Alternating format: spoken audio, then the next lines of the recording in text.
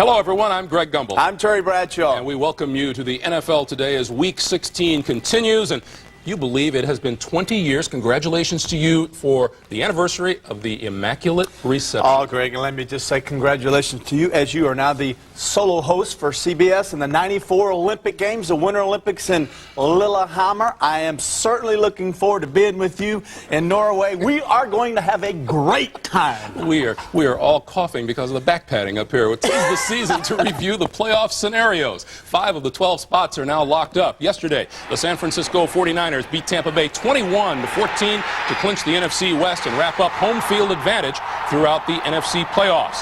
The other NFC teams ticketed for postseason play, the Dallas Cowboys and the New Orleans Saints. Over in the AFC, Buffalo and Pittsburgh are already in. The Steelers are AFC Central Division champions. 2 AFC teams need only to win, and they're in. The Dolphins, who host the Jets tonight, and the San Diego Chargers, who visit the Raiders today.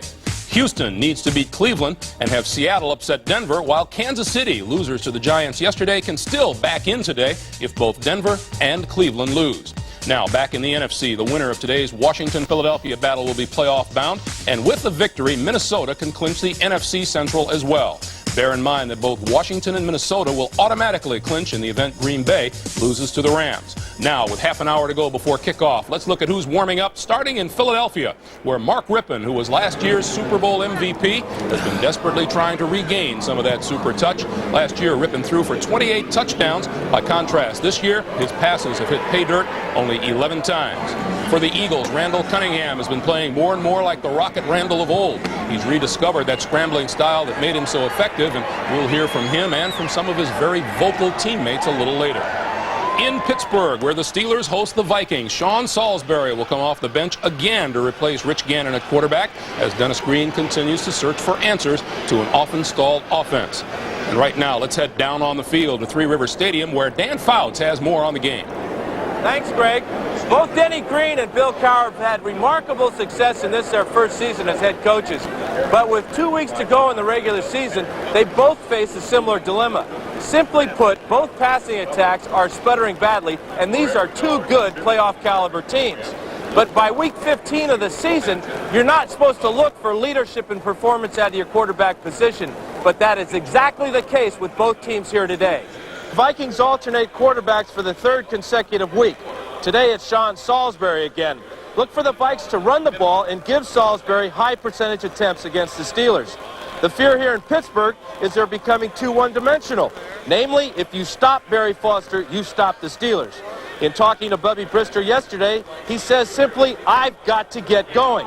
Brister also says he's playing for his professional future either here in Pittsburgh or with another NFL team. The key today for Brister is a few early completions to build his confidence. A win today for the Vikes gives them the NFC Central. A win for the Steelers, a week off the first week of the playoffs. 35 degrees here in Pittsburgh, Greg. Dan, thanks much. The Minnesota Vikings coming down the stretch with their quarterback situation not resolved, that's not a good sign. No, I think one thing Dennis Green of the Vikings has learned is the very sensitive psyche of quarterbacks. Benching them, pulling them back will not work. But they don't have a starting quarterback, never have. The other thing is, look today for the defenses to score. The Vikings have scored 8 defensive touchdowns. Which defense scores today very well may be the reason why that team wins. I don't think it's going to happen. Look for 2 tight end offense. I think you'll see a lot of running. And I think Steelers are really in a lot of trouble because 9-man fronts stop Barry Foster. All right, Terry. The Rams forsake balmy Los Angeles for Green Bay's Lambeau Field, where the Packers are serious playoff contenders. Pat O'Brien is standing by in the place they used to call Titletown, USA, which is always cold this time of year. Pat, how cold is it today? I wonder if it's going to be this cold in Lillehammer. Greg, hi, Greg, Terry, hi, everybody. As our friend John Madden would say, it doesn't get any better than this. An important football game in late December in Lambeau Field, outdoors, on the grass, in the cold.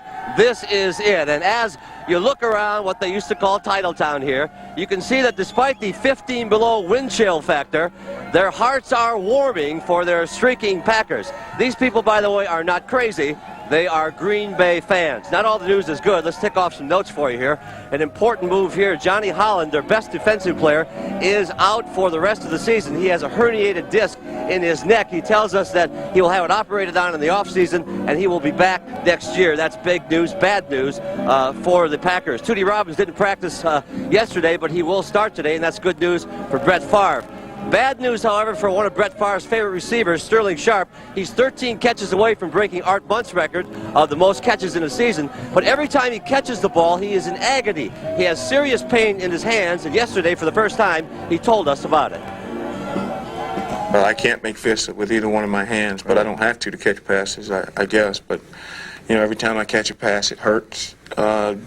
We don't know what it is or what's causing it, but you keep on going. You can still go out and play, and, you know, God's given you this ability and put the record right there in front of you, and so you just go out and you try to do things to help your team win, and hopefully if that can continue and break the record. Is it arthritis, or what is it? Really, we don't know. We think it is, but, you know, I told him I don't want to know until the season's over. As long as I can continue to go out and catch, then we'll do what we have to after the season, but let's get the season over.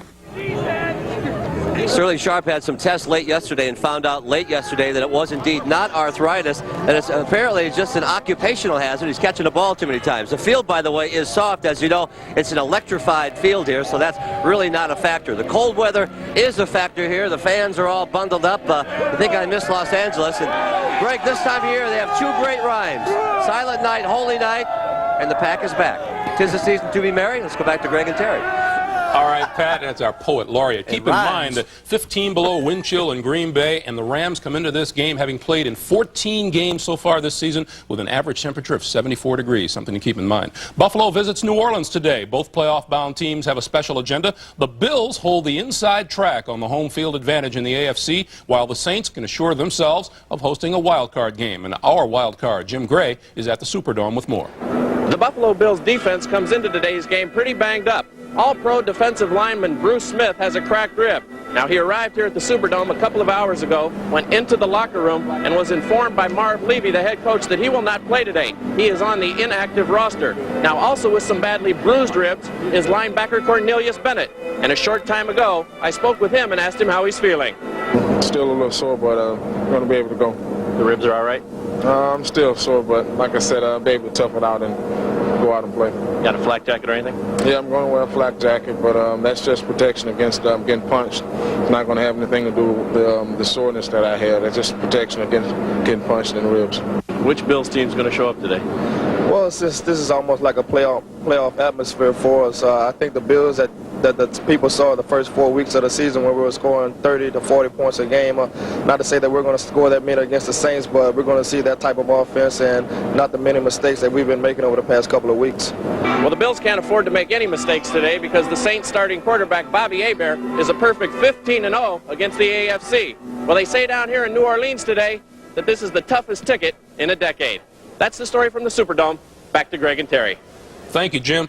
Good news for Bobby Hebert that Bruce Smith isn't going to be in the lineup, but this game for the Saints is just a stepping stone to get back to the 49ers. They want to play Buffalo because they resemble the 49ers. They desperately want to get the 49ers to get into the playoffs. They think they can beat them. Offense, 25 points a game. Good team. All right, Terry. Next up, Leslie Visser with the heartwarming story of a team whose players share something special, their willingness to bicker. That and more when we continue live from New York on the NFL. Hurry up, Greg. Get us out of here.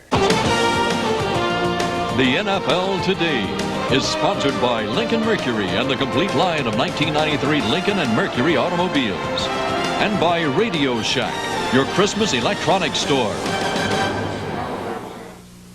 We feel the best way to advertise a car like Mercury Sable is the direct approach.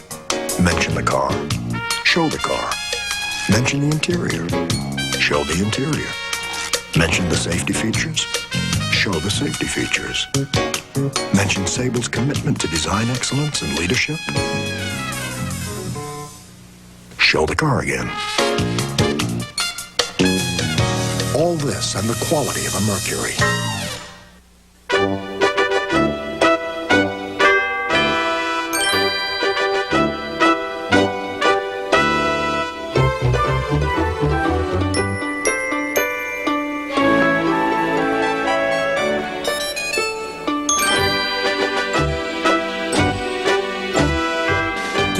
want at prices you can afford. You'll find it all at your Christmas electronics store. Tis the season.